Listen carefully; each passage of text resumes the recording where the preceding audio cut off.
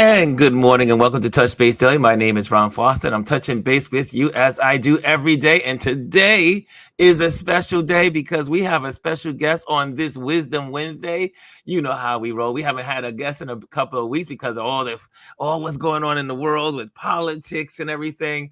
But today we're going to postpone politics till tomorrow, as we normally do on our Thursdays. We'll do that tomorrow. But today is Wisdom Wednesday.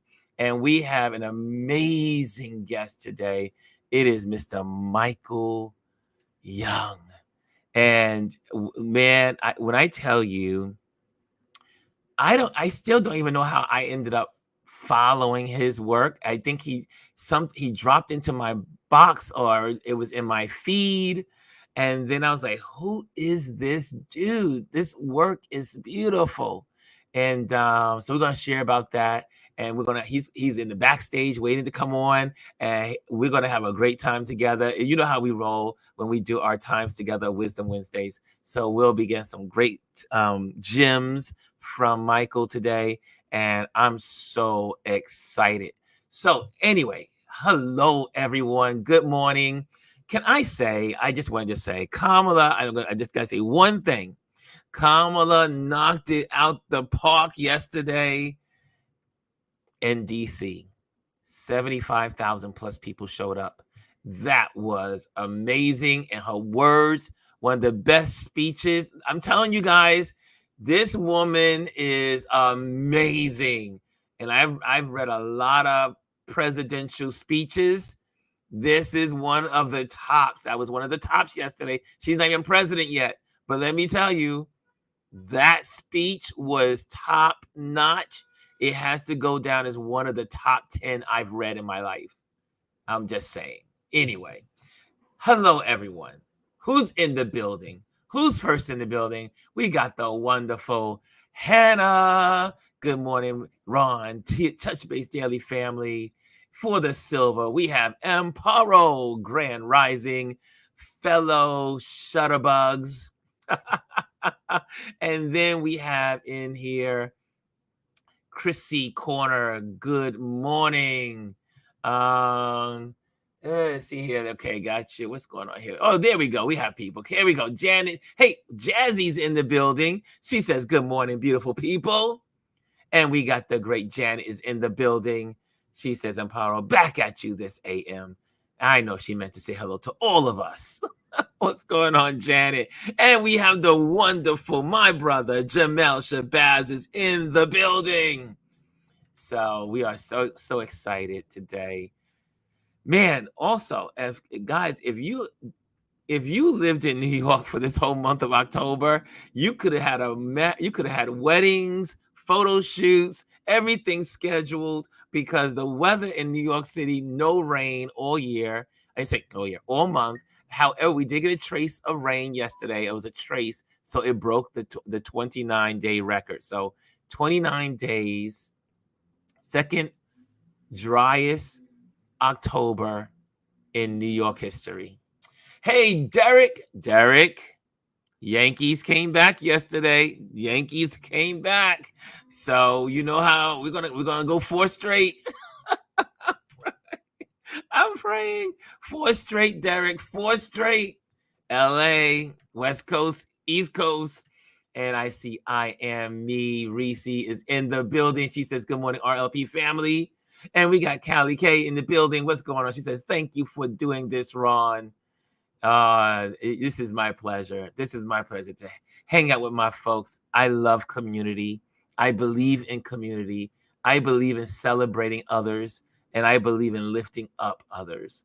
And that's what this is all about. And so today, we're just going to dive in. I'm not going to, talk too much about anything else. I just wanted I wanted to greet you properly. But let me take you through some of the photos this is an article that was written about Michael Young. And I'm going to share this. This is the great Michael Young. And great article that you'll see on his link. But let me just take you through some of these photos because we're going to go into some other photos and then we're going to go to his Instagram. We're just going to chat it up today and we're going to have these are the kinds of photos that drew me into his work. Is he has a great relationship with light and shadows. Something that I love a whole lot. So my friends that know me as a photographer and that hang out with me in my meetup groups, they know two things: leading lines and shadows, light and shadows.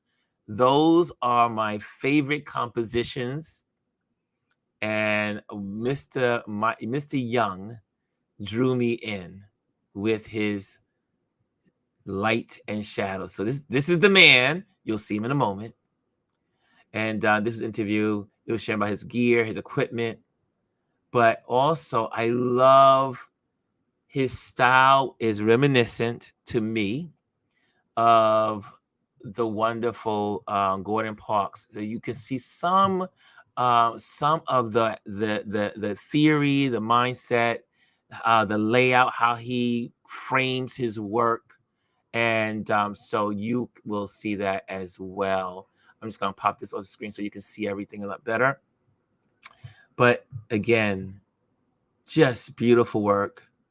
Again, you see, it's that shadows and light. Like I said, I was drawn into this. He does it very well. Silhouettes, everyone, I love some silhouettes. It's all about this contrast. Look at, but you can, and he has the ability to not only bring you these moments in shadows and light and shadows, or shadows and light, but also evoke emotion while doing it, where you feel connected to the frame. And this is what I love about Michael Young's work. Look at that. The Outsiders, New York 2020. And I can go on. And again, you see it. Look at that. The shadows and light. This is the man. If I could call him, if I had a nickname for him, I would just say Shadows and Light. His nickname would just be Shadows and Light.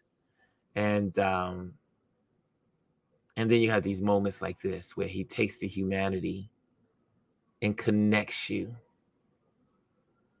So anyway, without any further ado, Mr. Michael Young is coming to the stage. What's going on, Mike? What's going on? So good to see you, sir.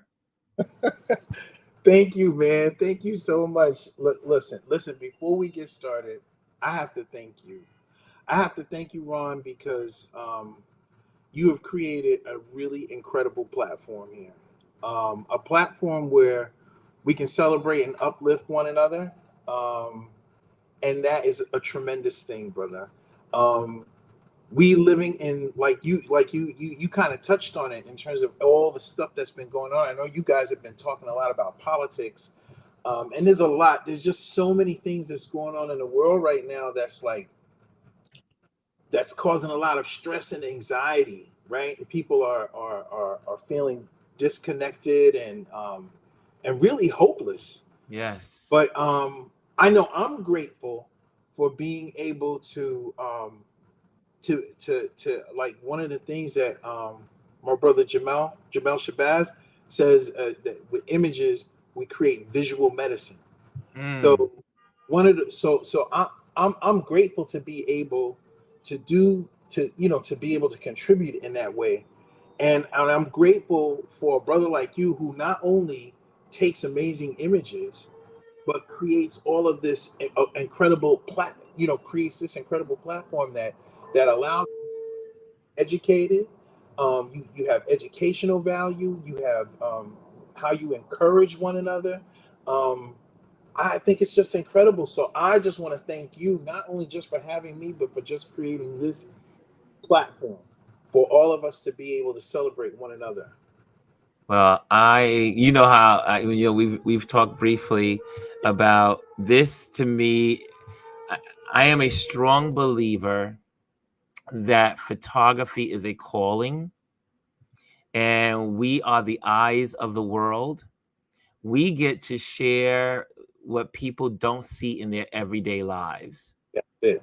That's it. And but not only that, we as photographers, we get to use our photography as the launch pad to put us in spaces that we may never usually think about going, or that we think about going, but it's our photography that allows us into those spaces where we can get our overall message across, whether That's it be it. about community, whether it be about humanity, whether it be climate change, whether it be about Black Lives Matter, whether it be about politics and a new day.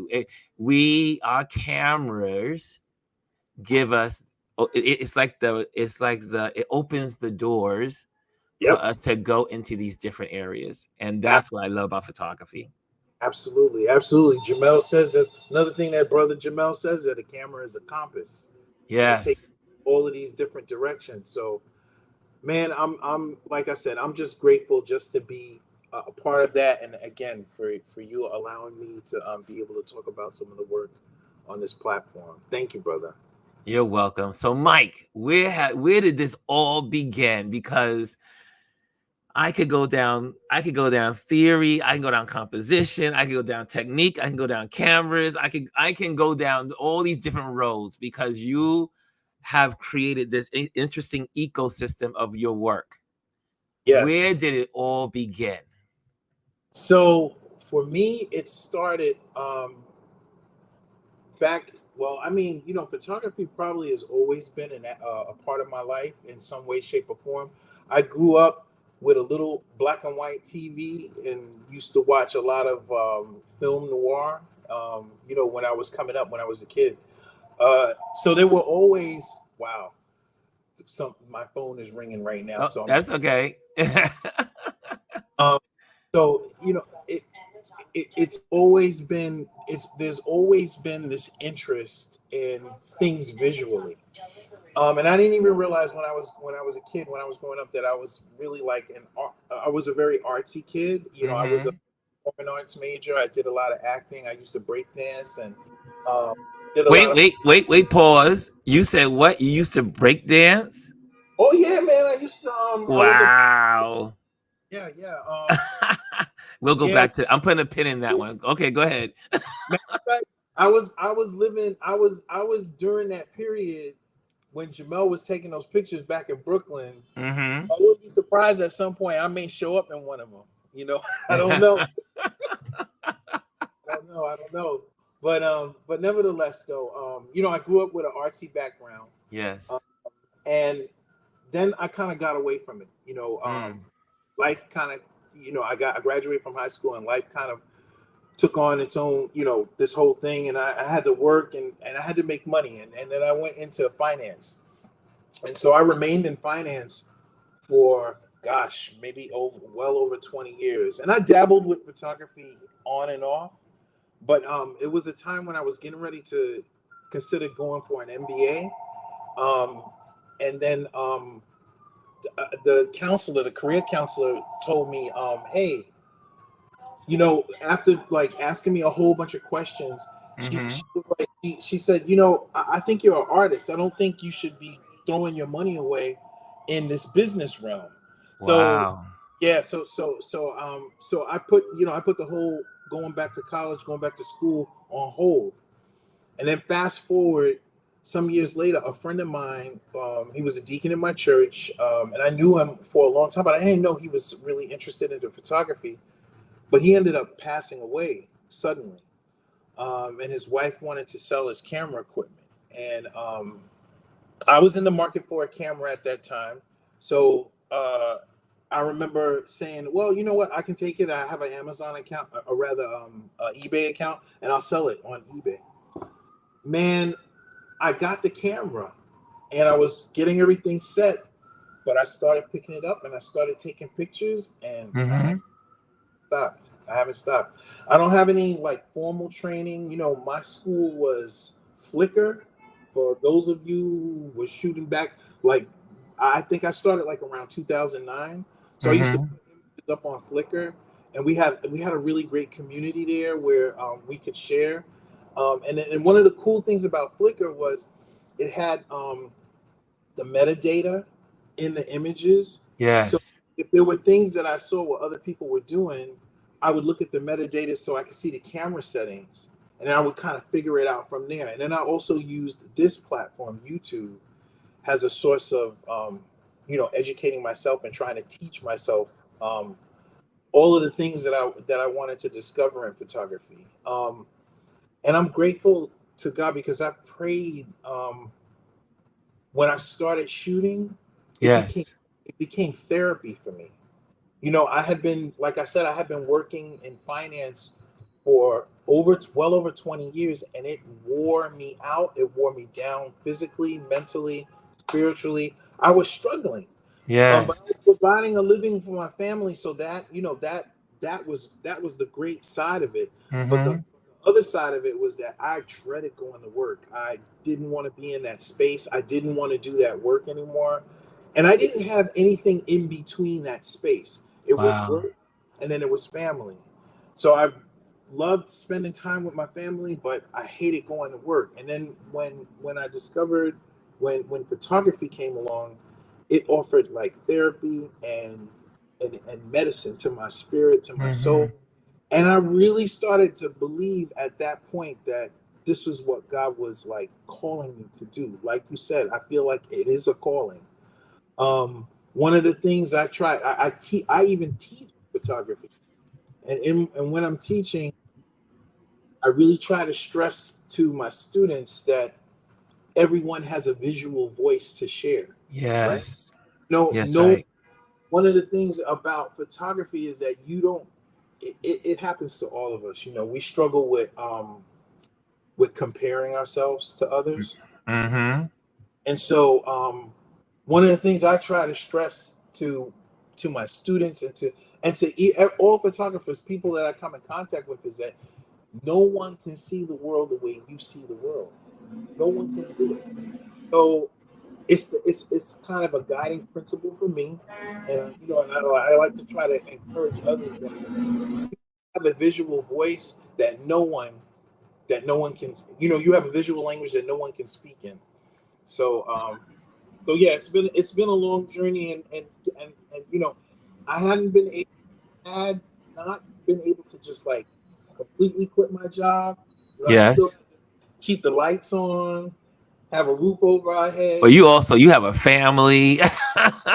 When you are responsible for Kid, others, it's a little more technical to hop out into the world and start to be an entrepreneur. yeah.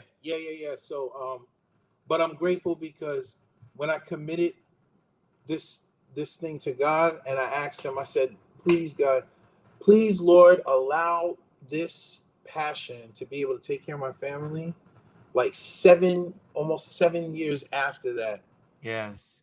job at the Bronx Documentary Center as the adult education coordinator, and I was Yes. seniors. And then when I was standing up there before him, it was just a testament to the faithfulness of Mm. me bidding this to God and loving what I'm doing and him giving me this opportunity and opening all of these doors. So I'm just, Wow. like I said, brother, I am grateful. I am grateful. I just when as you're talking, every time we talk or every time we connect, there's so many overlaps in who we both are. For instance, we're both raised in church. I was raised as a PK and church, in choir and all that stuff. And I got my start in photography because of being in church, because my pastor Oh, gave me my camera and to take pictures around the church because that's what I love to do and take pictures. And then also, we both come from Wall Street. We come from the financial world. I worked on Wall Street for 15, 16, 17, about 17 years. yep. And before going into retail and then going into full-time photography. So it's interesting. Our roadmaps keep every time we talk. I'm like, wow, we have these overlaps. We have those intersections. However, I was never a break dancer. So Well, now you let me correct that. I want to hear more about this break dancing. You said you were a break dancer. Yeah, yeah. I'm just trying to go back in Trying to time visualize that. and see you break dancing. How did that come about? There's probably a picture on Facebook with that, but nah, you know what it was? Okay, I saw these cats like doing this wave, and these cats spinning on their heads and spinning Mm-hmm. windmills, and I remember like and also it was another way to kind of get girls too, you know. I mean, You were one of the fly guys. one of the cool things was like right. One You of the were a cool things. fly guy. I was trying to be a fly guy. I didn't have no kind of rap or nothing like that I could kick. So I remember my dad was a really good dancer. So I discovered in my teens that I could dance too. You know, I was a club head and all of that stuff for a little while back in my teens and my early 20s. But when it came to breakdancing, I saw these cats like getting down, and I went home. I got my cardboard. I threw it on the living room floor. I started trying to do spinning on my back. I did a windmill, hurt my leg, and that was the end of breakdancing. I said, I'm gonna stick with the popping because the popping was a little safer. And yeah, we used to, we used to do shows in the community center and at high school, and it worked. You know, the girls liked that. And the girls liked it. The Yeah, things we did to date when we were when we were young. I see. So I see. Somebody wanted to know what was my breaker name. I was Mr. Float. My name was Mr. Float because I had I had the ability to do the moonwalk and all, and do these different moves. We would call it the float because it the looked like you float. across the floor. I love it. I love it. So now you take these. We're going to go through some of your photos, and we did go through some of them here.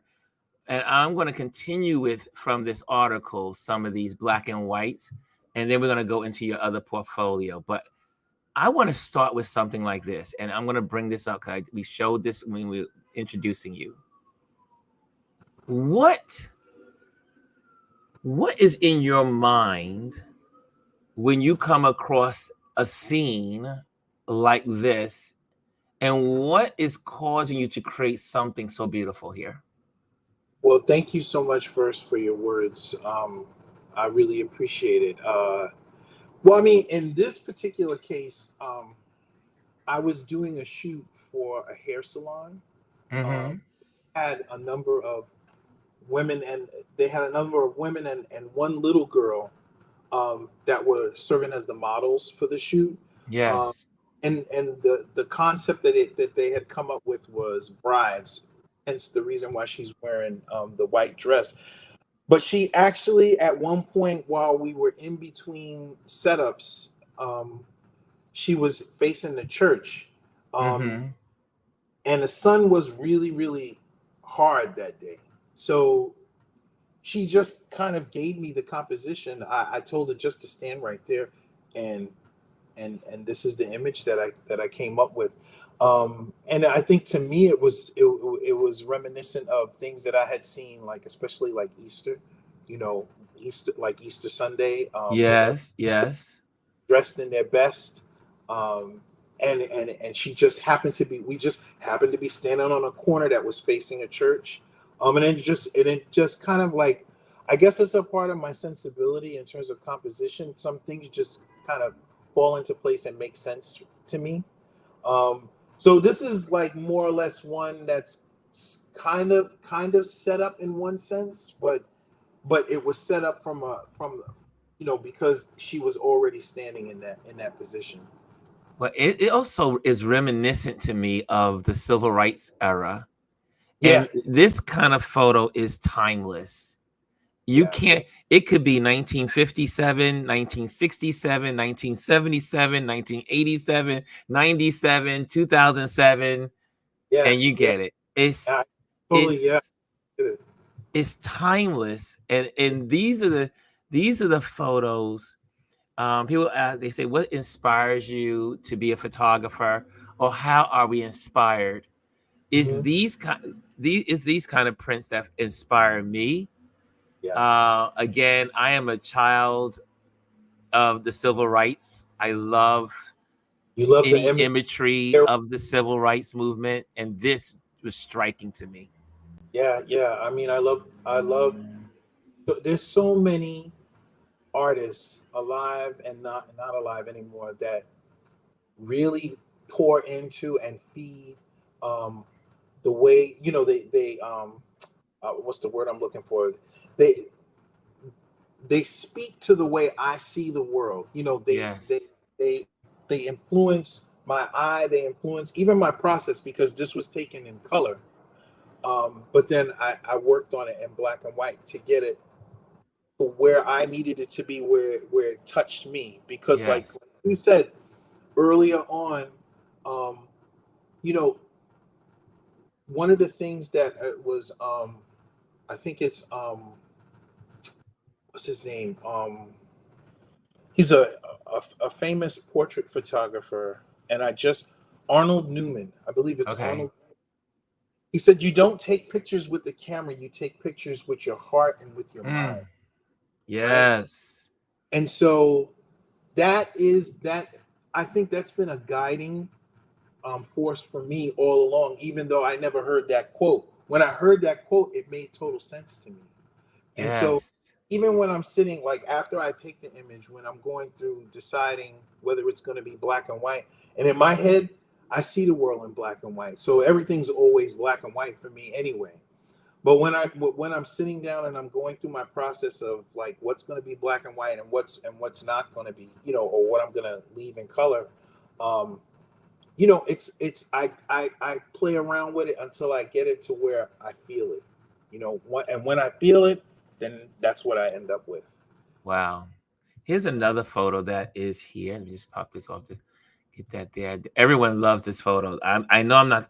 I knew I wasn't the only one that was going to love this photo. This photo is hot, and here's you again. You draw your audience in to the feeling. Like Yeah, this photo right here.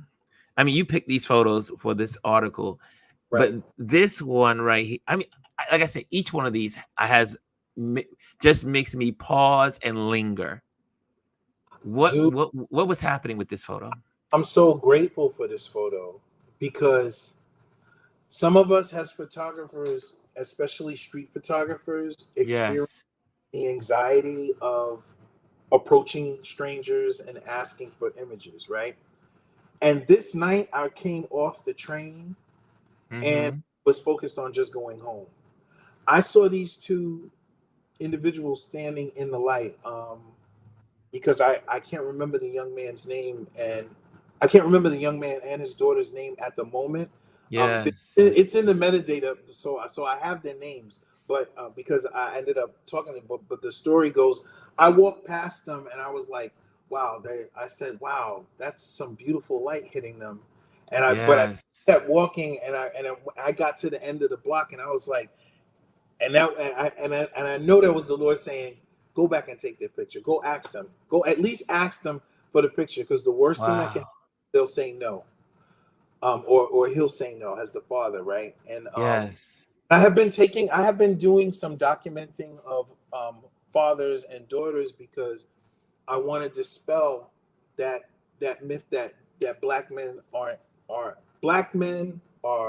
amazing fathers, and they Yes. part of the child's upbringing, and they are crucial. They are essential to Yes. the child having both the mother and the father. And dads take a rap. When it comes to that, from not Especially being black poet, fathers. right, Especially especially black fathers. not being present. And I mean, Mm-hmm. I have my own struggles because my mom and my father, they weren't together. Yes.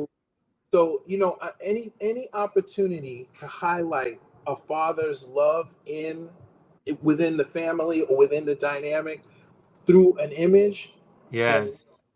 that was another thing that was calling out to me. So I went back and I approached him and I said, brother, I just love the love that I see between the two of you, and also the resemblance. Yes. It was so striking to me. So I just asked him to stand there, and I took a couple pictures, and And I already knew in my head, based on the way the light was hitting them, that I was going to black and white it. And this was the image, and he loved it, and I sent it to him. Wow. And then it ended up in a show at the Cochran Center um, Yes. in Maryland, and then I think it also ended up in the show at Wilma Jennings Gallery. I Hmm. mean, and to me, it's just a timeless picture, and it shows the love between the father and his daughter. I love it. Yeah, and this is one of those photos where when they say the photo arrested me. All right, all right, The all right. I love photo arrested me. the photo arrested me. I love it, brother. Thank you.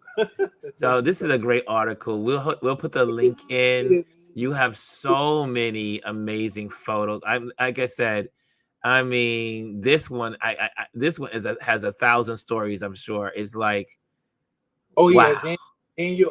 That was another situation too, where I walked past him, but I knew him. He was in the Bronx that day, but I knew him from Yes. Harlem, and he actually came with a friend to my church one Sunday. So Uh-huh. what was I again? Me on my mission. I walked past him, and then I said, "No, go back." And I asked him for the picture, and he said no. He said, I don't like taking pictures. I don't like when people approach me because I don't know what they're going to do with the images. And I told him, Yes. I said, respect, brother, respect. You just, the way you were standing there looking just spoke to me. And, and that's why I came back and approached you. But I totally respect that. And I respect the fact that, you don't, you may not want to be seen a certain kind of way. And my job was just to come back here and ask you. So he respected that so much that he said, "All right, take your picture." So I took the picture and I showed it to him. He said, "Wow, nobody has ever photographed me where they highlighted my scar. Mm. Usually they would stay away from that and focus on his body because he has a really great physique. He works out. And you got all the tattoos. Right, he's got everything. And in my head too, I said Oops. if he allows me to take the picture, I'm definitely going to black and white it. And I took several shots, but this was the one that spoke to me the most. It's so strong. Yeah, thank you. I love it. So we're gonna go. We so now while we I changed this, go to one of your PDF that you have of such amazing work. We're gonna stop sharing this. What is it? What when you are because you're a street photographer.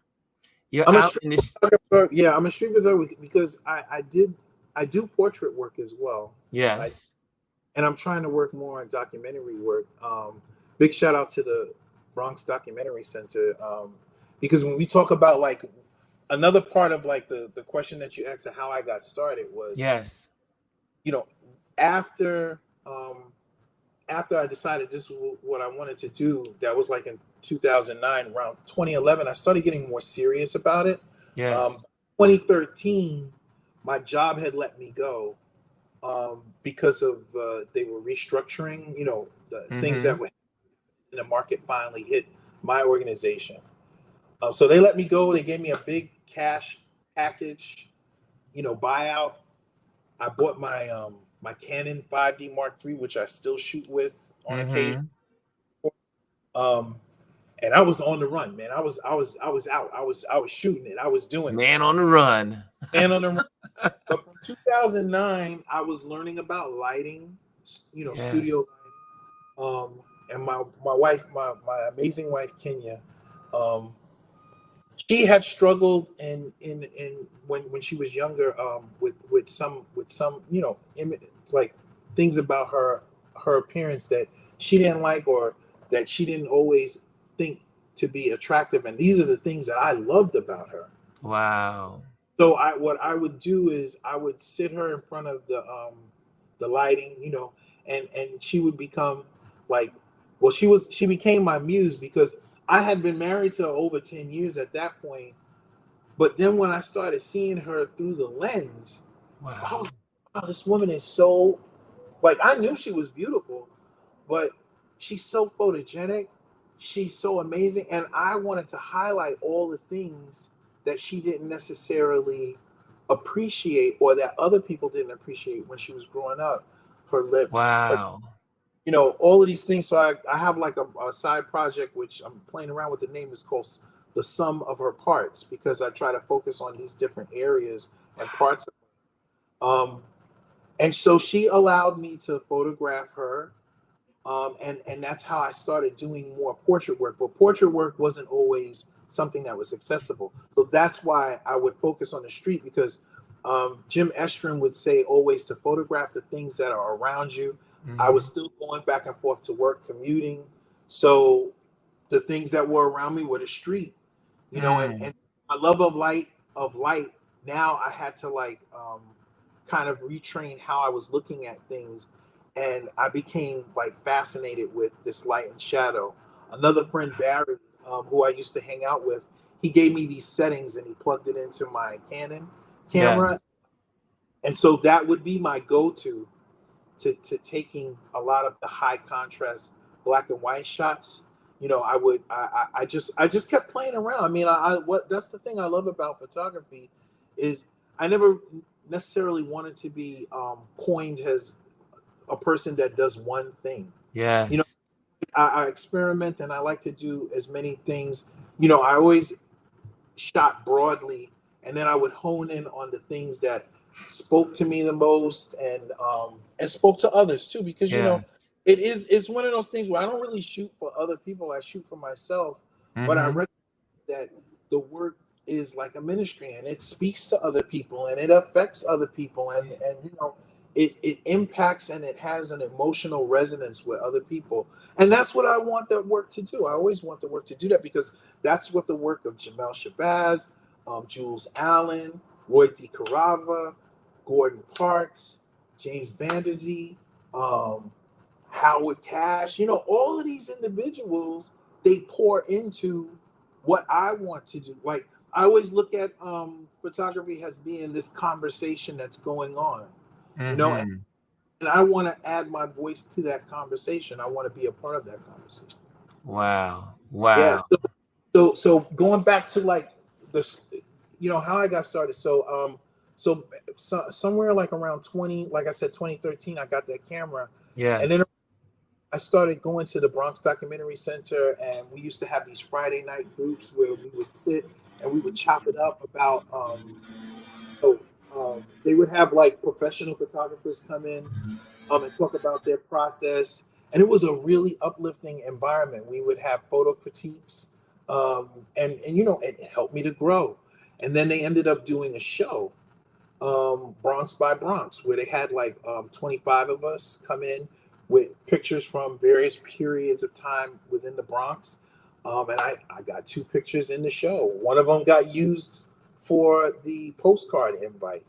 It was selected by Sandra Jackson, who was a New York Times editor. Um, then um, another amazing, incredible artist by the name of Laura James purchased that picture, and then she put me in a show at Andrew Friedman that was showcased around Jamel Shabazz, and that's how I really came to know Jamel and become friends with him. And he's just done such an amazing job of encouraging me, uplifting, and promoting my work. I can never, ever, ever thank him enough. Truly, he is a gift. He is a gift from God. He is an angel. An Can angel. can we and can we can I pause you and join you on that? I for many years I kept trying to chase Jamel down to connect with him. Yeah, That I yeah, would see him at Photoville and all these other places. I was like, who is this guy? This work is a and then I finally connected with him last year, and it feels like I've known him my whole life. yeah. And he is that guy That guy. that makes you feel like you're the center of the world. In that moment when you're with him, you're just the center of the world. And it's Yeah, such a blessing to have someone that has had their work in so many high profile places, but absolutely. yet walks the earth with such humility Yep. and not only the humility, but also the servitude. Yes. Using that amazing, incredible platform that he has built over the Yeah. years to elevate, promote others so that they can achieve that same kind of thing and where we can just be connected, all has like this one community, just uplifting and building one another up. And I can't think of like, the man is really incredible. I stand on his shoulders, Joseph Rodriguez's shoulders. Like I said, there's so many artists out there that they don't have to, they did their thing. You know what I'm saying? And like you said, to Jamel's and these shows that international, and the books, everything. But Yes. such a humble with such a heart of servitude that it just is. It's like, I just hope to be half of A what great example to us all. a really good example. So I Absolutely. want to go through this next batch of pictures because they have stories, and you can tell me when you want me to Yeah, stop you know, and share and talk. However, I'm going to just take one moment to close my window because they're cutting the trees down on today. So let me hold on. no problem, no problem.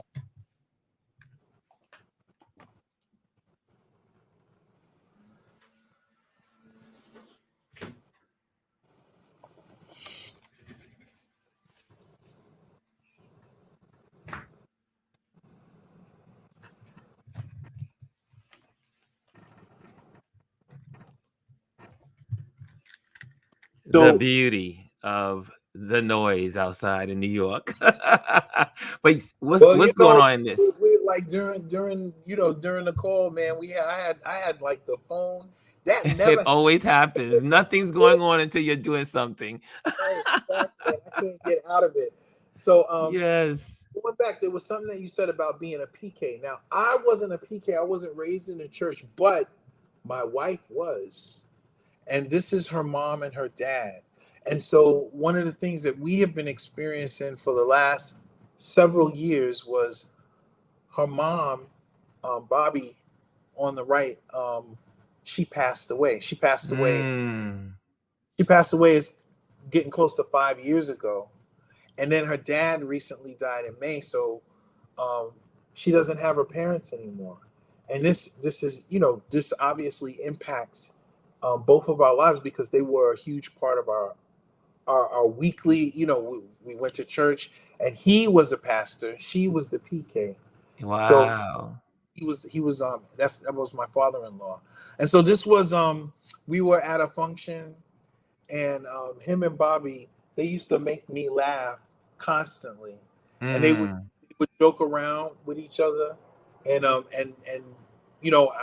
had my camera with me, and he used to get on my case about me having that camera, taking that camera with me everywhere, but that was how this picture was made, and it's just a picture that means a lot to me. I don't know, you know, it's a celebration of love, and it's the joy that's shared between two people, Yes.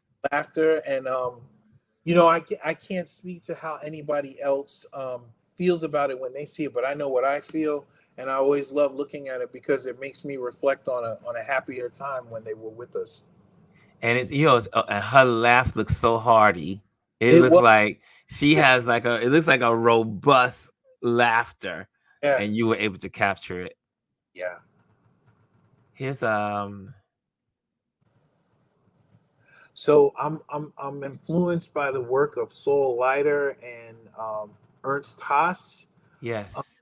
I loved, you know, it's really hard to, like I said, to kind of nail down a visual style for my. Mm-hmm. When people say that they see my style or they see a image and they know that I've taken it, I'm fascinated by that because I don't know what my visual style is. I just know what my heart and what my mind and what my eye is guided towards. And I'm Mm-hmm. sitting in the car probably waiting for my wife to get her nails done. And I told her, well, it's raining, so let me just sit in the car. And I'm looking at the neon lights of the sign. I'm looking at the umbrellas. I'm looking at it was coming down pretty hard. I'm looking at the water, I and love this. I love like the texture that it Mm-hmm. creates. I love seeing steam on glass and water on windows, and yeah, and so I just snapped off some images, and that's how I created this one. And color seemed like the best way to go on this. Look at I mean, the colors are, I mean, everything is lined up so nicely. The reds are popping, the greens, the blues. Yeah. I mean, I love that. I love the way you shot that.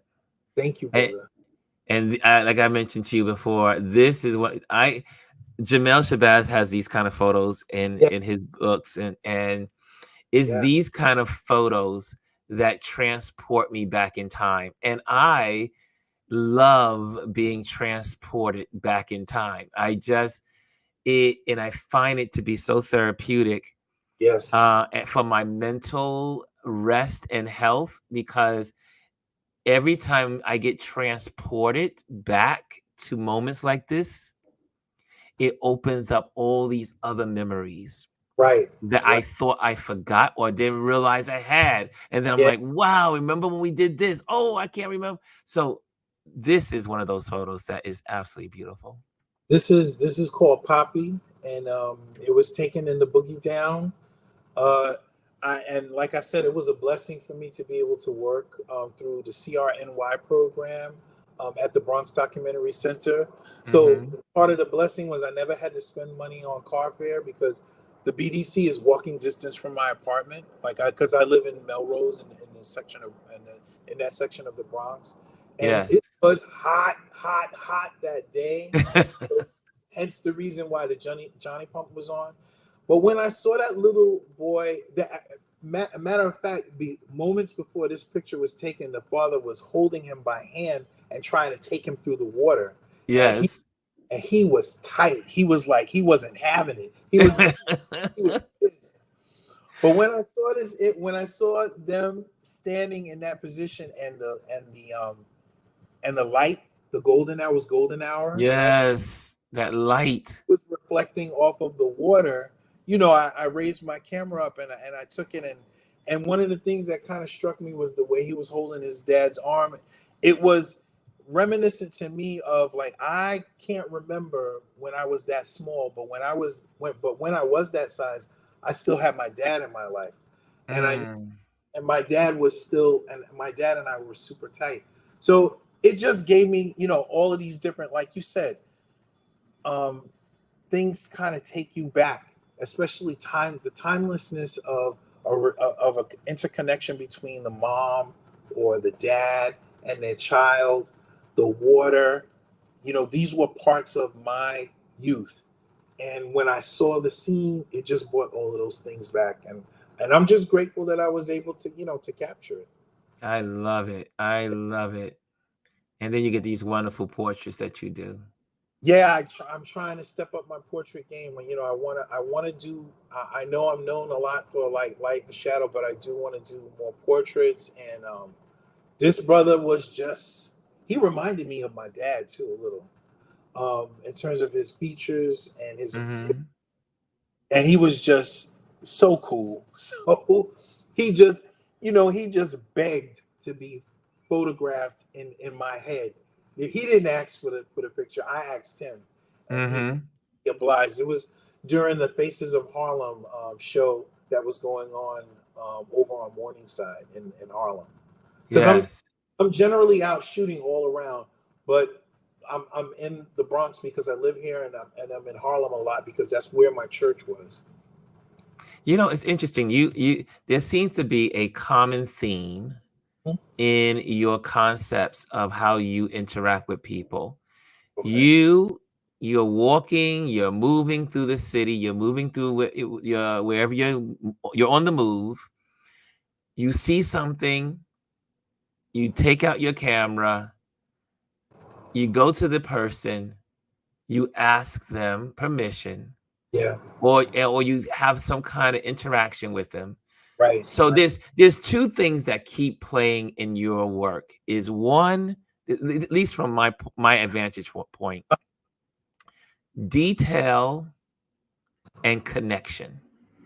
Yes. You have an eye for the details and the connections of the moments. Yeah. I mean, I Wh- try. Where does that come from?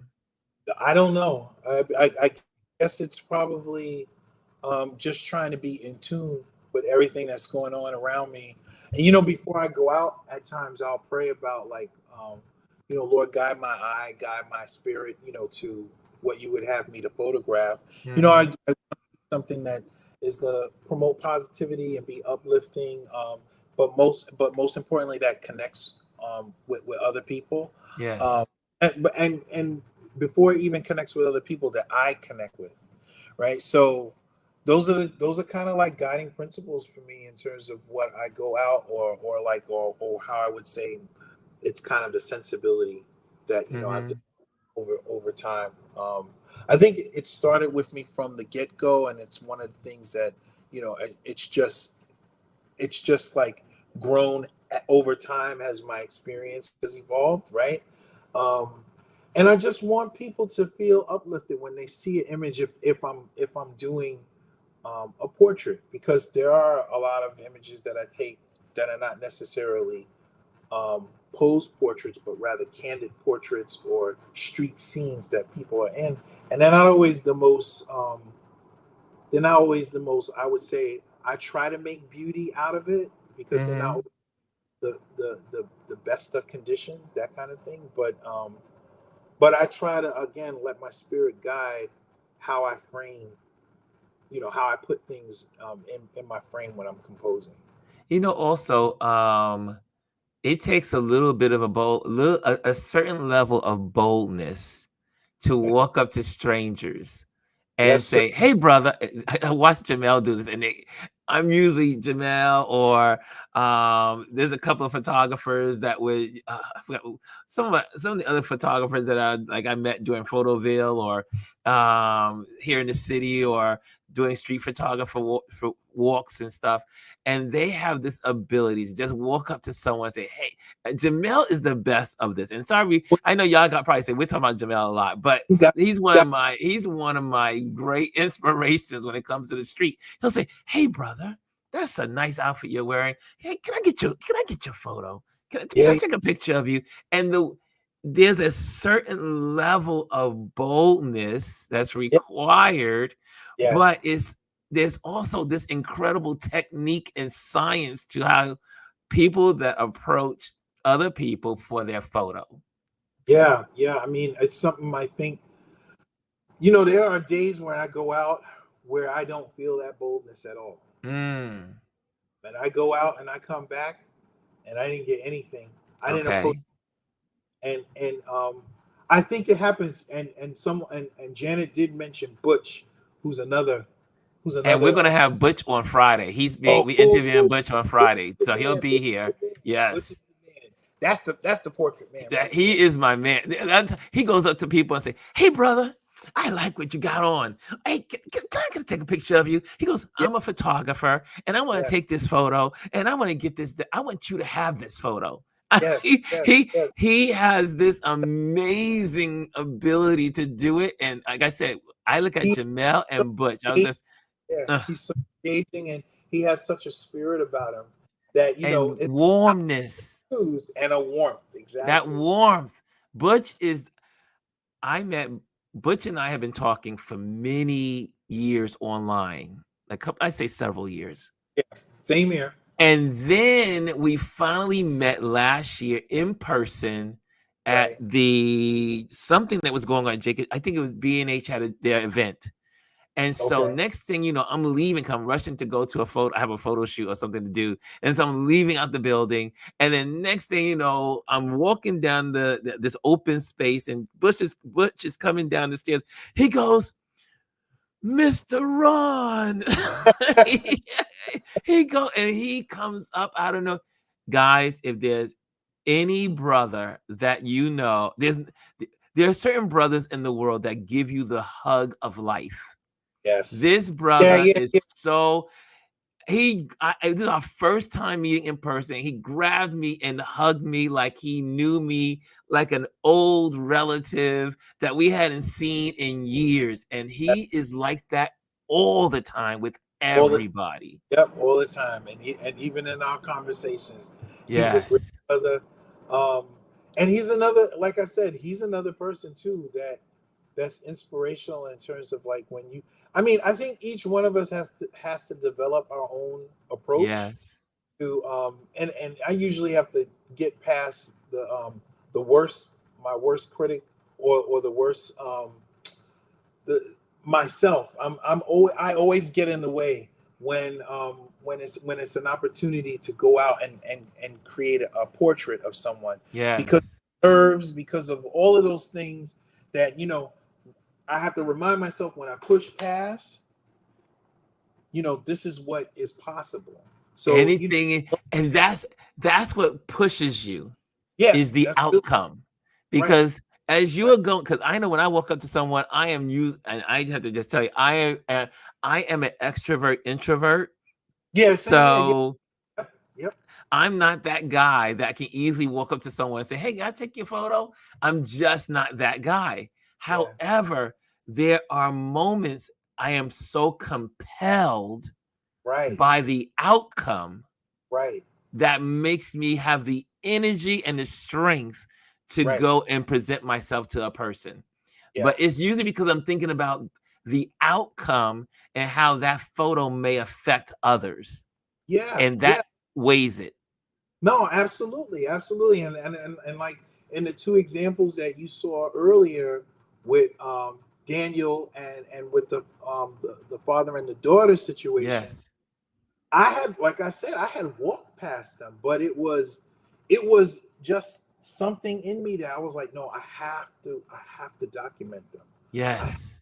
a picture.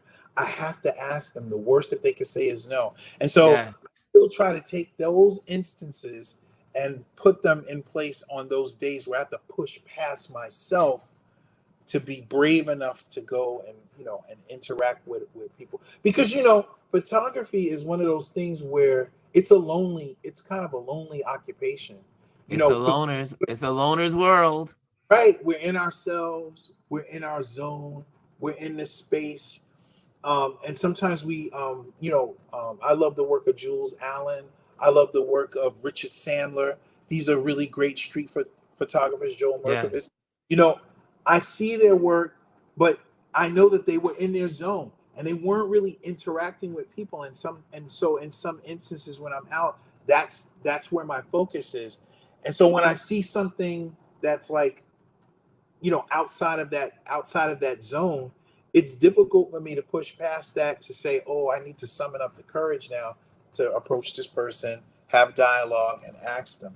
But I'm so grateful when those opportunities do present themselves and I can go, and capture it. Amparo says, and I love this quote, everything you want is on the other side of difficulty. And that's the truth. That's Man, that's a quote. Isn't that a quote? that's a quote. Yeah, Everything you want is on the other side of difficulty. that's it. Man, I That, see also Anthony says, I used to be afraid. I've gotten better, but it's still a struggle. yeah. So I will definitely say the Anthony's words are my words. Yes. It still continues to be a struggle, even with the successes that you get out of it. You know what I mean? But you push through it, and you push past yourself, and you're surprised, and you sometimes it'll surprise you what you'll end up getting. And at the end of the day, you've connected with another human. You know what I mean? So it's not always about the image. It's more about the connection. It's It's more about the connection. It's about the encouragement. It's about the person being flattered and being uplifted, because you don't know what they were experiencing. And I remember even in my church, we would hug one another, and you did not know what that hug did for the other, Hmm. what was happening inside. So I try to look at even the photograph as a form of hugging or uplifting, inspiring, and I don't want to rob people or myself of those opportunities. So I try to allow that to, again, to talk to me and speak to me when it comes to approaching people. I'm gonna bring up a couple more photos, and I'm going. I know you have to. I don't want to keep you here forever because I will because we're having. This is a great conversation, but No problem. I want to show. There's a couple more. I mean, again, now here's another thing I notice about your work. Mhm. You take you take pictures when you're doing your portrait. You're obviously taking pictures of the face. Right, But you do focus a lot on not taking pictures of faces. right, and especially children. Yes, Um, but I noticed that in a lot of your work, mhm. there's the silhouette or there's the no face. Yeah, I mean, What's going on there? I love silhouettes anyway because I'm always looking for backlit situations, Mhm. and silhouettes just, it makes me think. It puts me in the mindset of like some of those black and white movies, Night of the Hunter in particular, um, Yes. of the movies that captured my attention. And I remember being small and not really understanding what was going on, but visually I was like, oh my god, this is incredible. So Yes. I'm always looking for those same type of incredible scenes. But my wife works um, in education. She was for a long time a kindergarten teacher, and Mhm. now she coaches teachers. And there would be instances where children's identities, there was a concern, people seeing images of kids.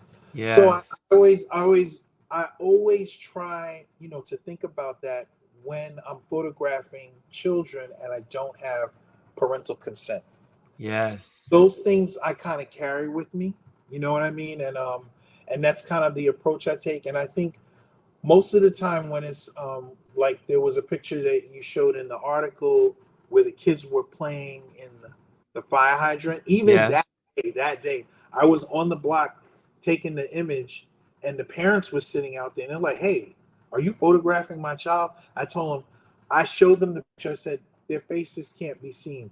And they were like, wow, that's really incredible, because I said I just wanted the dynamic of them playing because it reminded me of my youth and how I used to play in the Johnny Pump. And It's like someone said also in a documentary. It is easy for women to take pictures of children and mhm, their environment as women photographers yeah, than men photographers taking pictures of children.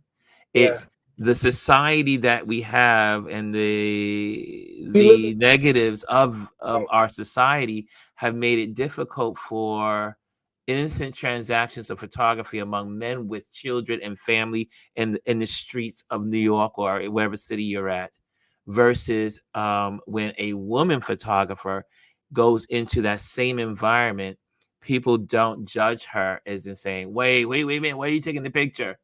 And yeah. so it's It, interesting the dynamics there. it's unfortunate in this fallen world and in this fallen state, and with these different things that go on with the way images are being used. Um, we have to exercise caution, and and the thing is that as a photographer, and you as a photographer, we see light, we see composition, we see beauty, we see these Yes. things. We pick up our camera. It's almost instinctually for us to raise our camera and point it in a direction. But other people look at that as threatening, and Yes. so we have to be mindful of how other people, that other people are just not going to have that same appreciation or understanding of what it is that we're trying to convey. Yes. So sometimes I take risks. I try to be as cautious as I can, but you know, at the end of the day, if I can capture the beauty of somebody from the back, then it's a win. It's a win situation for me. Yes. Here's a photo that and this is not a child, but I noticed now this is something I had when I was in the Middle East. I had an opportunity to photograph in Qatar or Qatar. Most people call it Qatar. Yeah. And one of the things I had to learn in the field of doing it is Mhm. that they do not like photos taken of people, like the faces of women. Yeah. So women, even though they have They're their, covering. their covering, Golly. they still do not like pictures taken of them. Wow. And so I did not, I'm walking around taking the pictures and everything, and then I had to learn quickly, because some of the men are nice. I mean, like, when I say some, I mean, the people that I were around were free to give me information and to help Yeah. me. I say, oh, they don't like that. That wouldn't be cool, Yeah. So and I love that. I love when people can just say, they teach you along the way. They don't find you a threat. They don't find you insulting. But it's also how we carry ourselves as photographers too. If we are genuinely doing things from our heart, people Yeah. feel that. Yeah. And if they know that we're not doing something from some nefarious Right. Right. Right. Right. situation. But Yeah. here you have these women right here. Yeah. I love the way it's set up. And we'll close with this one.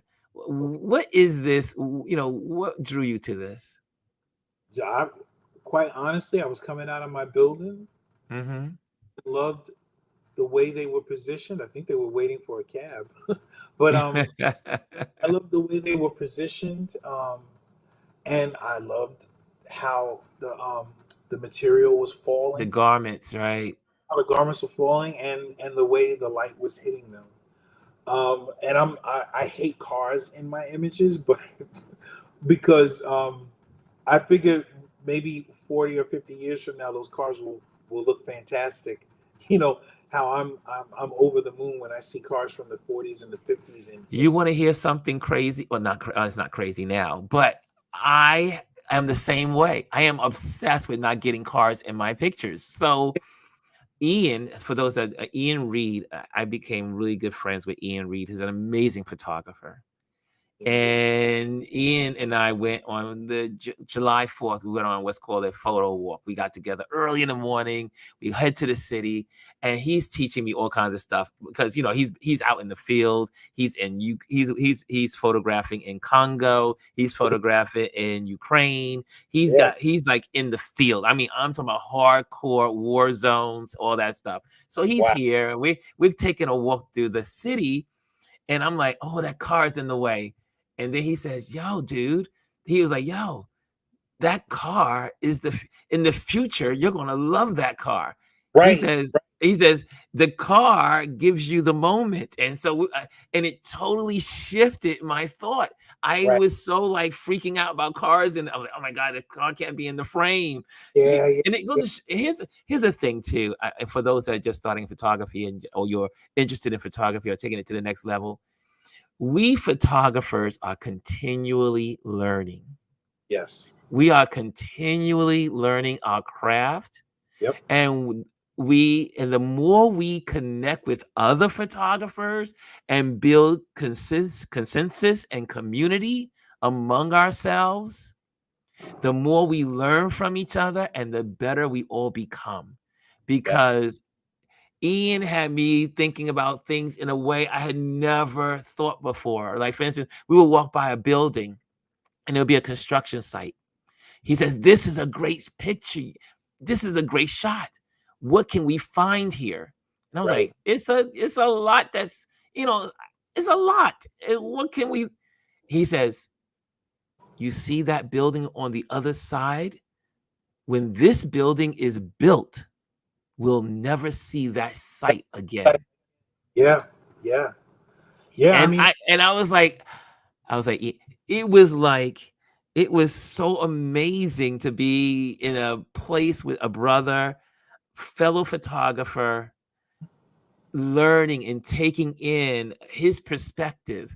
yeah. And so that's another reason why these Wisdom Wednesdays are so good, to connect people, and because we get to see and hear perspectives about photography that we may have not thought of, and it'll Exactly. make us better. Yeah. We learn from each other. We grow from each other, and I really believe that it improves. Um, it enhances and improves our sensibility about. I hate saying taking images, like creating images, because I think Creating. Thank you. Yes. yeah, I think that's what we're doing. We're looking at the world around us, and we're taking these objects and we're creating something, something Yes. really incredible. At least that's what that's always the goal. I just have this thing in me, and I have to get it out. And so, photography again has been um, visual medicine, has been therapeutic. And I'm grateful for the platform and for being able to, uh, put these images out in the world and for other people to connect with them. That means the world to me. And I have one last question for you. For sure. If you could talk to your 15-year-old self, I like that. This is one of my favorite questions. Oh boy. What if you could go and talk to your 15-year-old self? What would you tell yourself about the future that you were going to embark upon, about photography and how you would become the photographer you are? What warnings would you give yourself, or piece of wisdom would you give your 15-year-old self?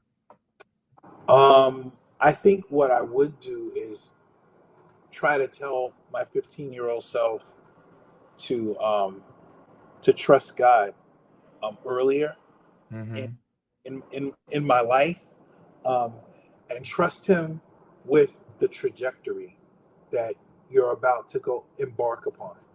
Because I'm I'm a huge Back to the Future. Um, like I'm a fan of that genre Mhm. of that movie, but of movies, any movies that have to do with time travel. And one of the things that I've often discussed, because the reason why I'm here is by the grace of God. But the interesting thing is that when I look back over my life, even if I go to 15 or before, if there was anything, whether it was a hardship that I faced, some trial, um, something that at that time seemed like a really bad thing or something detrimental, if there was any shift or any one thing that changed in that trajectory, I wouldn't be sitting right here talking to you right now. It would have been altered. So I'm grateful for all of the experiences, good and bad, that have led Mm. up to where I'm sitting right now today, because I really feel like there was an image that I took, and this woman, when she saw it, she started crying, and she said, "Nobody has ever photographed me and made me look this way before." And in an image like that, and the images that I would take of my wife, these things.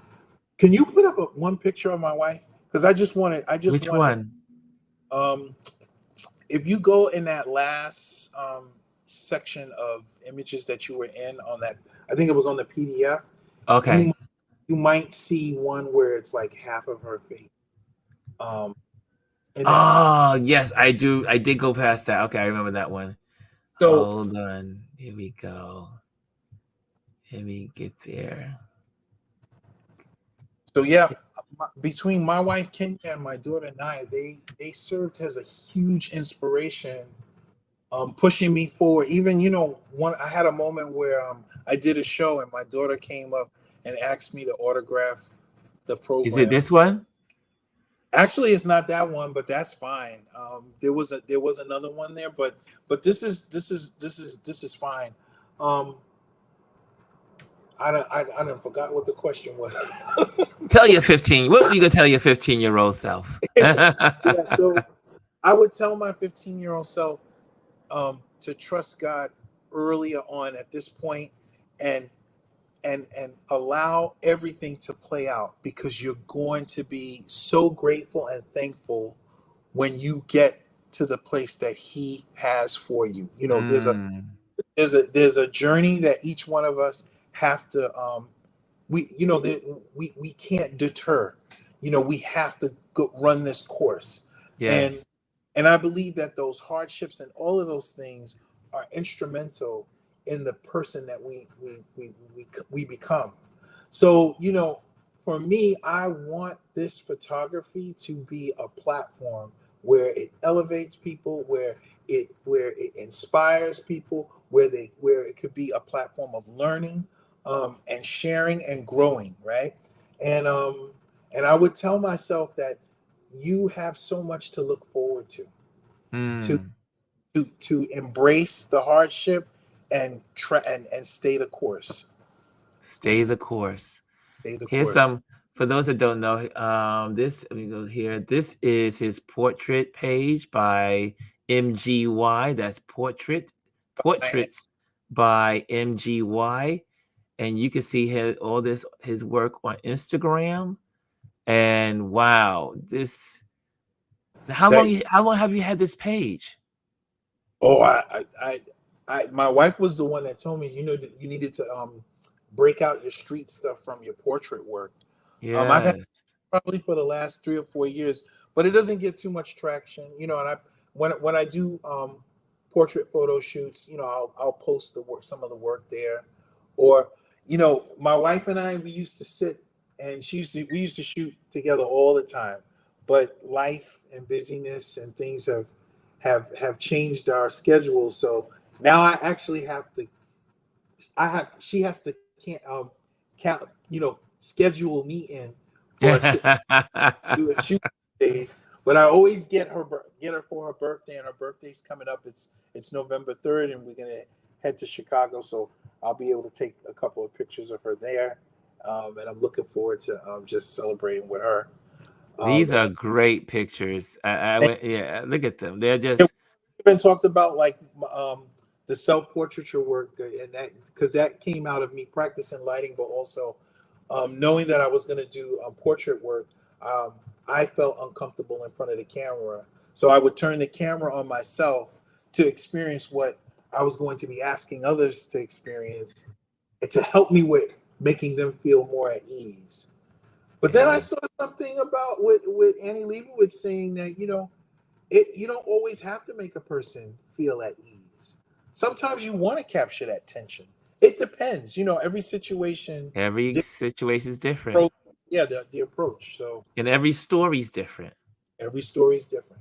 Every Every story you want to tell. And this is also your other page, Right. That's my main and that's your main page. And this one is MG M. Young Photography, and that's right here.